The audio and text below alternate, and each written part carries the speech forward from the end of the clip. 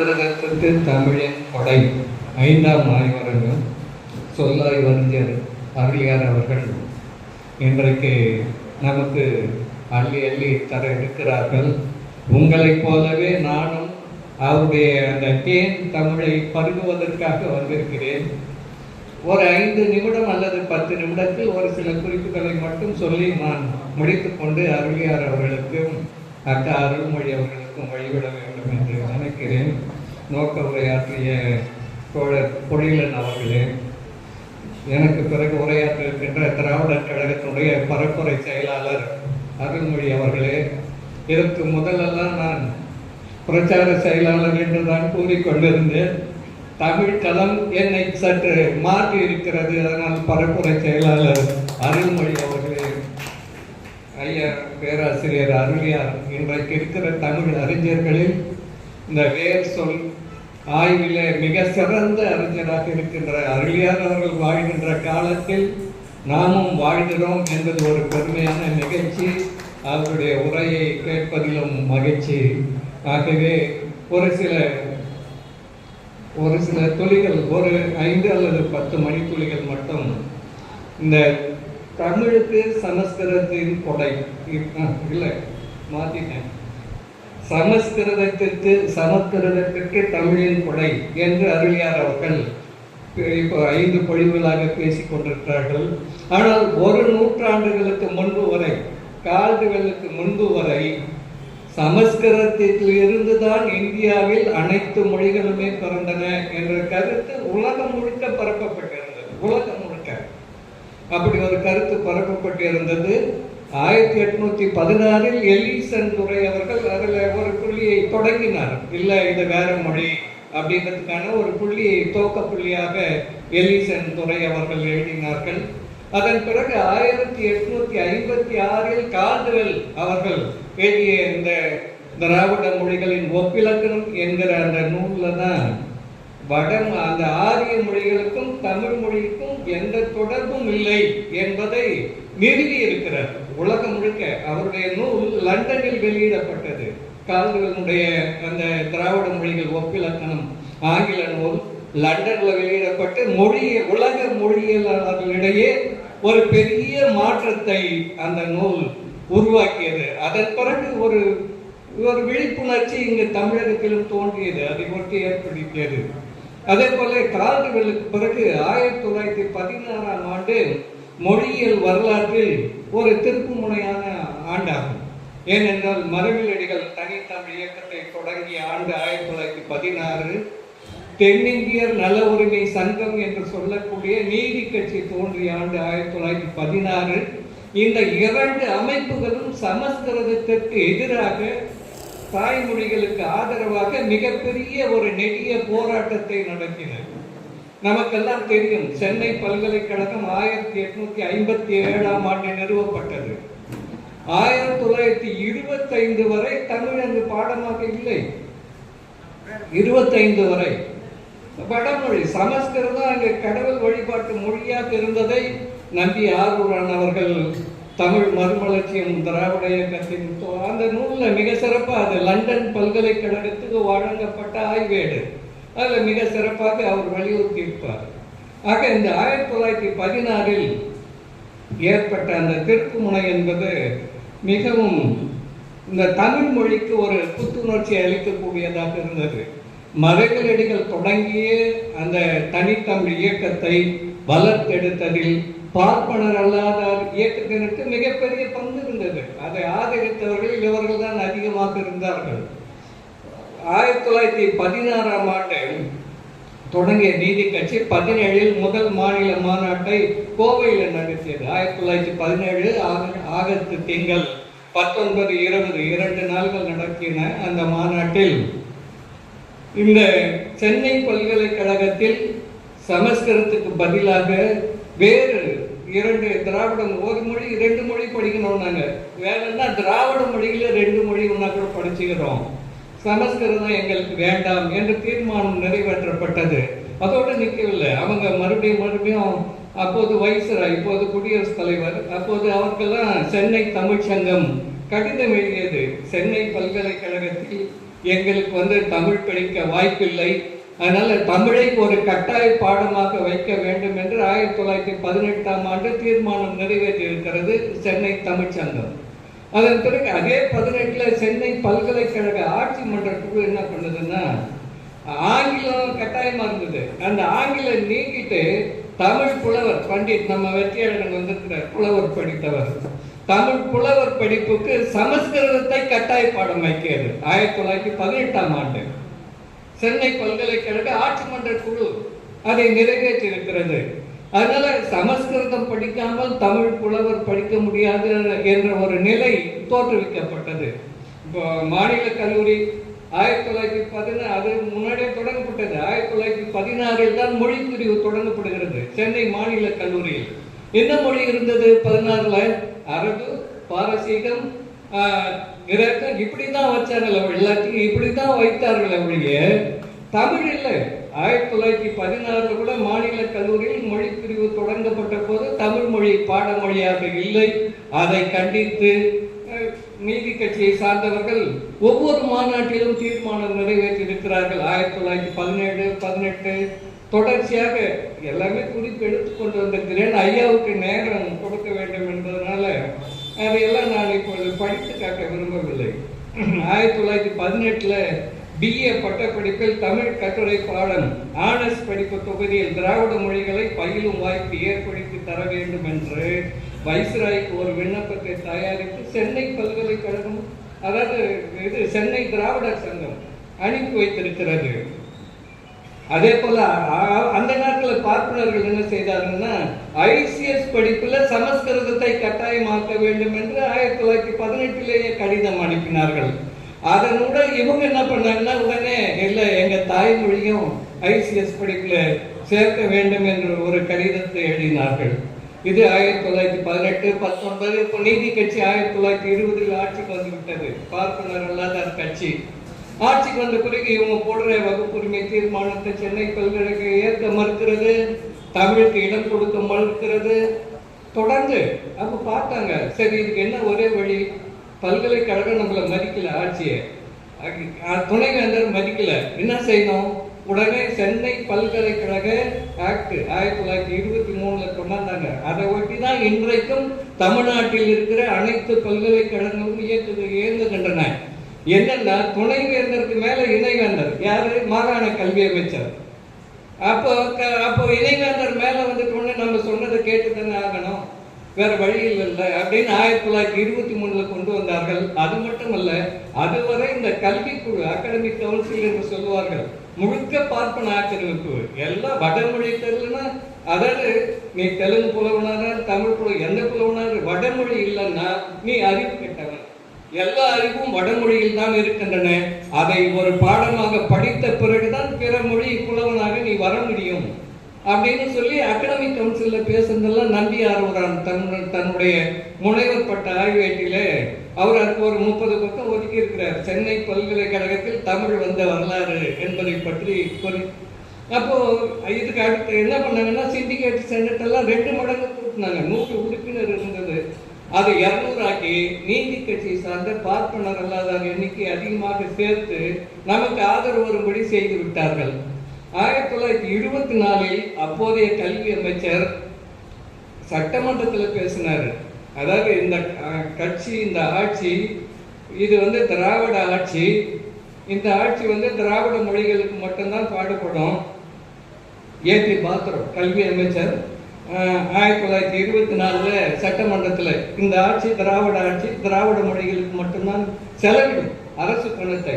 நீங்க சமஸ்கிருதமோ வேற எந்த உருவோ அரபோ எதனா வேணும்னா பல்கலைக்கழக பணத்திலிருந்து செலவு பண்ணிங்க, நாங்க அரசு தரமாட்டோம் அப்படின்னு பேசுறது மட்டுமல்ல, அதற்கு ஒரு அரசாணை வெளியிட்டார்கள் 1924ஆம் ஆண்டு. அதன் பிறகுதான் 1925ஆம் ஆண்டில் சமஸ்கிருதம் படிக்காமல் தமிழை மட்டுமே படித்து ஒருவர் புலவர் ஆக முடியும் என்று கல்வி குழு ஒத்துக்கொண்டது, அகாடமிக் கவுன்சில். அப்ப முதல் மாணவர் சேர்க்கை, புலவர் வெற்றியழகன் மாதிரி ஒரு புலவர் சமஸ்கிருதமே படிக்காம, ஆங்கிலம் படிக்காம தமிழை மட்டுமே படித்து முதலாக 1926-27 தான் முதல் மாணவர்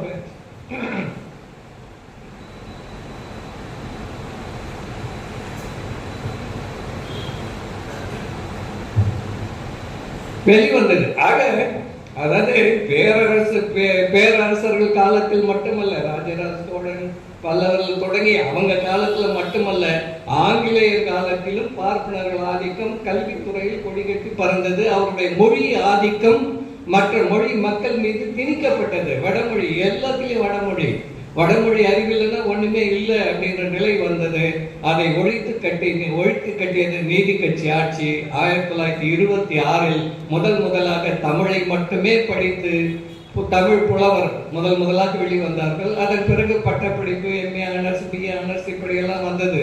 ஆகவே நீதி கட்சிக்கு பிறகு பெரியார், தந்தை பெரியாருடைய சுயமரியாதை இயக்கம் தோன்றிய பிறகு பெரியார் 1926 தமிழருக்கு துரோகமும் இந்தி பாஷையின் ரகசியமும் என்ற ஒரு தலையங்கம் எழுதினார்.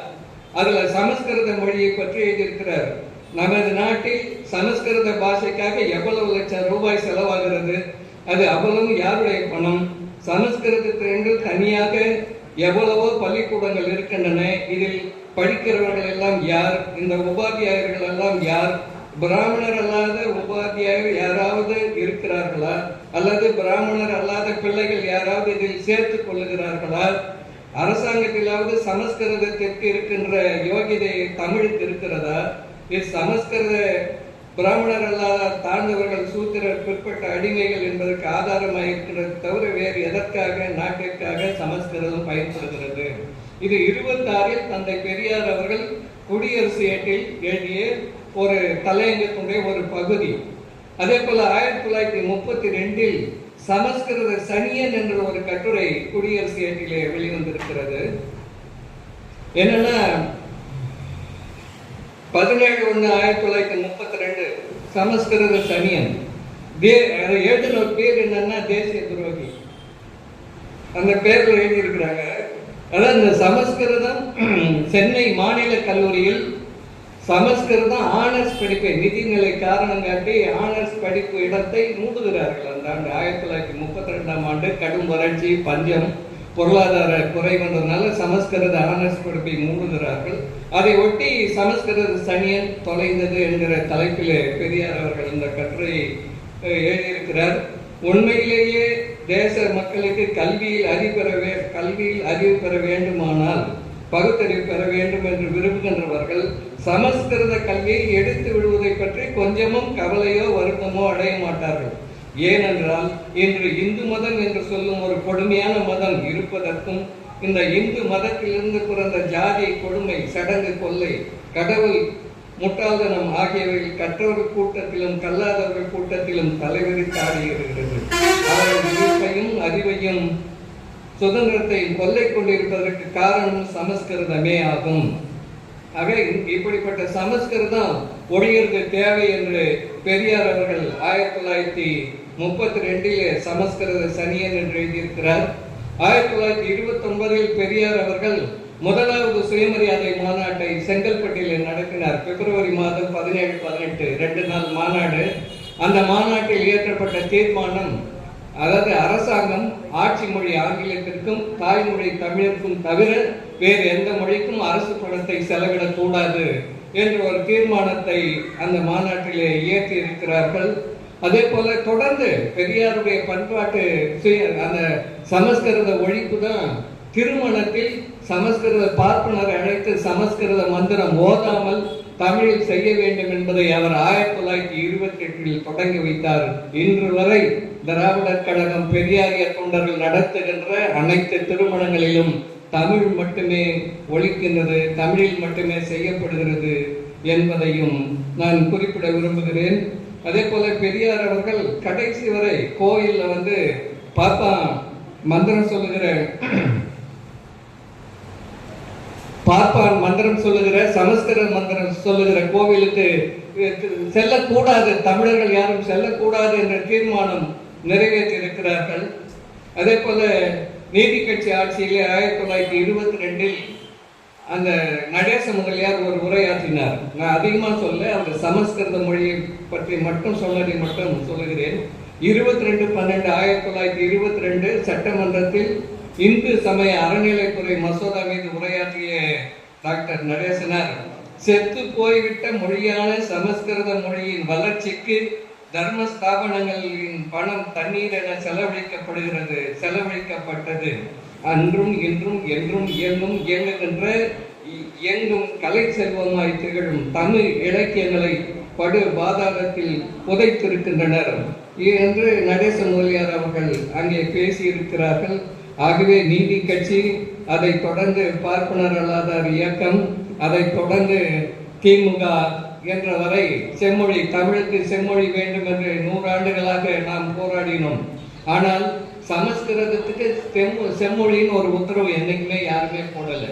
அது தானாக செம்மொழியாக ஆகிவிட்டது என்று காலங்காலமாக கதை கட்டி விடப்பட்டு அதற்கு எந்த அரசாணையும் கிடையாது. தோழர் பொழிலன் அவர்கள் பேசியது போல நேரு அவர்கள் பிரதமராக தலைமை அமைச்சராக இருந்த போது 1955 சமஸ்கிருத கமிட்டி என்று ஒன்று ஆய்வு செய்ய அழைத்தார்கள். 1955 ஆட்சி மொழி குழு ஆணையம் ஒன்று அனுப்பினார்கள் கெர் தலைமையில். இந்தியா முழுவதும் இந்தியை எப்படி நடைமுறைப்படுத்த வேண்டும் என்று. அதே ஆண்டில் சமஸ்கிருத மொழிக்கு ஒரு கமிட்டி போட்டார்கள். அந்த கமிட்டியில் சென்னை பல்கலைக்கழகத்தினுடைய சமஸ்கிருதத்துறை பேராசிரியர் சீனிவாசன் என்பவர் இருந்தார். அதில் இன்னொரு வேடிக்கை என்னன்னா, மொழி அறிவே இல்லாத நீலகண்ட சாஸ்திரி, அவர் ஒரு வரலாற்று பேராசிரியர். அவர் அந்த குழுல சிறப்பு உறுப்பினராக இடம்பெற்றிருந்தார். நீலகண்ட சாஸ்திரி ஒரு முறை மலேயா சென்றிருந்தார். அந்த அரசு ஏதாவது ஒரு இந்திய மொழியை பாடமொழியாக வைக்க வேண்டும் என்று விரும்பியது. நீலகண்ட சாஸ்திரி கேட்டாங்க, எந்த மொழி வைக்கலான்னு. அவரு சமஸ்கிருதம் வைங்கன்னு அங்க போய் சொன்னார். அவங்க சொன்னாங்க, தமிழர்கள் தான் அதிகமா பேசுறாங்க, தமிழ் தான் வைப்போம். அப்ப அவங்களுடைய உணர்வு, அவருடைய வெறி எந்த அளவு இருக்கிறது.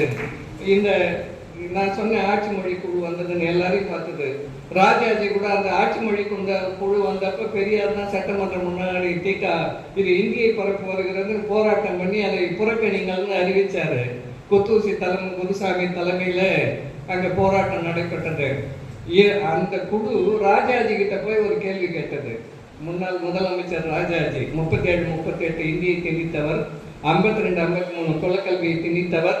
அவர்கிட்ட போய் இந்திய ஆட்சி மொழியை பத்தி கருத்து கேட்டாங்க. அவர் சொன்னாரு, உங்களுக்கு இந்தியையே ஆட்சி மொழி ஆக்க முடியும் என்று நினைத்தால் ஏன் சமஸ்கிருதத்தை ஆட்சி மொழி ஆக்க முடியாது?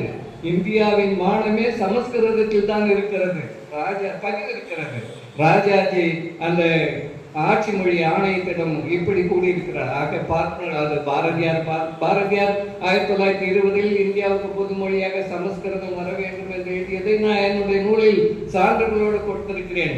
திராவிட இயக்க பார்வையில் பாரதியார் என்கிற நூலில். ஆகவே பார்ப்பனர்கள் எப்படிப்பட்டவர்களாக இருந்தார்கள், அவர்களுடைய அந்த சமஸ்கிருத பற்று என்பது அவர்களுக்கு இருக்கிறது.